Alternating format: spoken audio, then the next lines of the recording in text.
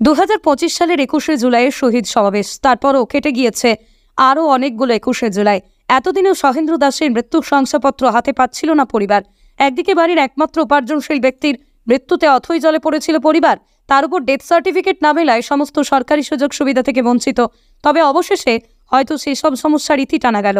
ধর্মতলায় 21শে জুলাইয়ের সমাবেশের ঠিক আগে দলের জেলা সভাপতির উদ্যোগে স্বামীর মৃত্যুর শংসাপত্র নিতে দুই দলীয় কর্মীর সঙ্গে হুগলিতে যান মৃত সহেন্দ্র দাসের স্ত্রী। বৃহস্পতিবার শ্রীরামপুর পুরসভা থেকে তৃণমূল কর্মী সহেন্দ্র দাসের মৃত্যুর শংসাপত্র তুলে দেওয়া হলো পরিবারের হাতে।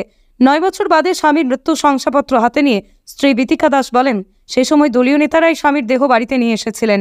শালবাড়ি এক গ্রাম পঞ্চায়েতের নাগুরহাট কার্জিপাড়ার বাসিন্দা তৃণমূল কর্মী 2015 সালে 21শে জুলাই শহীদ সমাবেশে যোগ দিয়েছিলেন।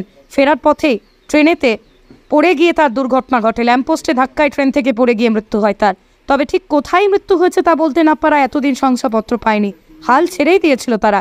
তবে তৃণমূল সূত্রে খবর, সম্প্রতি জেলা কার্যালয়ে 21শে জুলাইয়ের প্রস্তুতি বৈঠকে মৃত সহেন্দ্র দাসের মৃত্যুর শংসাপত্রের বিষয়টি তৃণমূলের জেলা সভাপতি অভিজিৎ দেবভৌমিককে জানান জেলা যুব সহ সভাপতি মহেশ বর্মন। সেখানকার বিভিন্ন দপ্তরে যোগাযোগের পরে বৃহস্পতিবার শংসাপত্র হাতে পেলেন। আমার স্বামীর ডেথ সার্টিফিকেট হাতত পালুম, কেনকুরি পালুম, যা কবার মিল্টন কবে।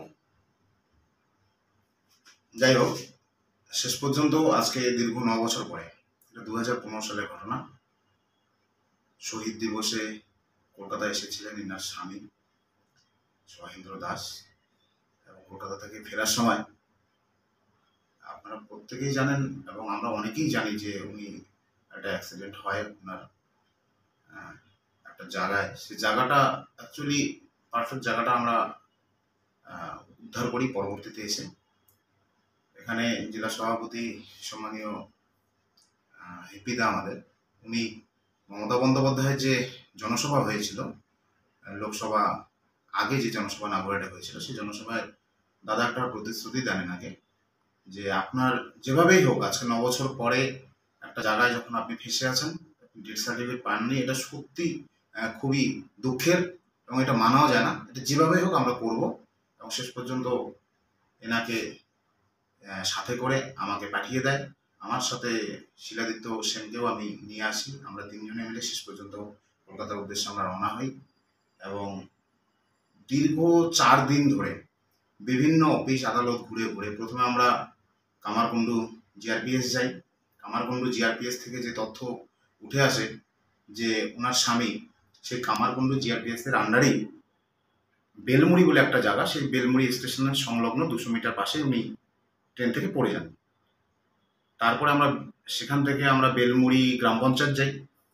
বেলমুড়ি গ্রাম পঞ্চায়েত থেকে আমাদেরকে গাইড করা হয়, আমাদেরকে দিক নির্দেশ করে দেওয়া হয় ধনেখালি ব্লক পর্যন্ত। সেখানেও আমরা যাই। সেখানে মহসিন বাবু বলে একজন ছিলেন, উনি বন ও ভূমি কর্মাধ্যক্ষ, উনিও বেশ কিছুটা হেল্প করেন। তারপরে আমরা ব্লক যাই, চুচুড়া ব্লক। চুচুড়া ব্লকের যে এসডিও ম্যাডাম ছিলেন, উনি আমাদেরকে গাইড করলেন যে আপনাদের কোনো একটা জায়গায় ভুল হচ্ছে, কারণ ডেথ সার্টিফিকেটটা অবশ্যই একজন ডাক্তার সেটা বলতে পারে, ডাক্তার ডেট হিসাবে ডিক্লেয়ার দেয়। সেই হিসাবে যেহেতু উনি ওয়াজ হাসপাতালে ওনার পোস্টমর্টম হয়েছে এবং ডাক্তার ডিক্লেয়ার দিয়েছেন উনি ডেট, তাই আপনাকে ওয়াজ হাসপাতাল সংলগ্ন যে এরিয়া আছে সেখানে আপনাকে যেতে হবে, সেই এসডিও আন্ডারে যেতে হবে। তারপর আমরা ওয়ালসের এসডিও সাহেবের ওখানে আসি। এসডিও সাহেব সম্মানীয় শম্ভুনাথ সরকার যত সম্ভব, উনি যথেষ্ট হেল্প করেন এবং ওনার শেষ পর্যন্ত ওনার হস্তক্ষেপে আমরা ওয়ালস হাসপাতাল যে এসডিওর আন্ডারে, সেই এসডিওর আন্ডারে যে পৌরসভা আছে, সেই পৌরসভা থেকে আমরা সার্টিফিকেটটা বৃহস্পতিবার রাতে সেই পৌরসভার চেয়ারম্যান সহ ওখানকার যারা দায়িত্বে আছে তারা এনার হাতে সার্টিফিকেটটা তুলে দেন। এবং এই জায়গায় অবশ্যই জেলা তৃণমূল কংগ্রেসের সার্বিক সহযোগিতা আছে, সেজন্য আমি প্রত্যেককেই বিশেষ করে এপিদাকে অবশ্যই ধন্যবাদ জ্ঞাপন করছি এরকম একটা উদ্যোগের সাথে এই কাজটা করে দেওয়ার জন্য।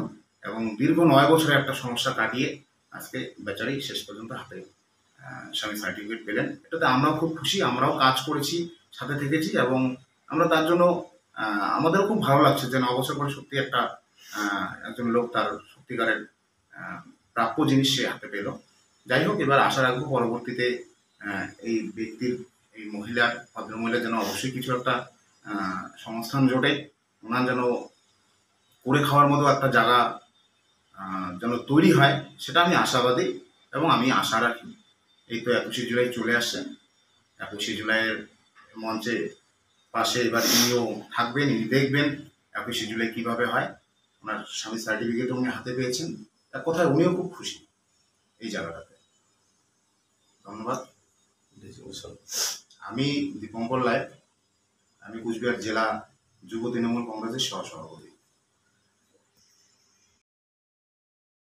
আপনার বাইক কেনার স্বপ্ন এবার হবে পূরণ, কারণ আমান হোন্ডা নিয়ে এসেছে একেবারে স্বল্প ডাউন পেমেন্টে বাইক বা স্কুটার কেনার সুবর্ণ সুযোগ। বিনা অ্যাকাউন্ট, লো সিভিল, ন্যূনতম ডকুমেন্টে আজই নিয়ে যান স্বপ্নের বাইক আপনার বাড়িতে। অতিরিক্ত ছাড় পেতে আজই যোগাযোগ করুন বামনহাট আমান হোন্ডা শোরুমে। শর্তাবলী প্রযোজ্য। যোগাযোগ করুন 9002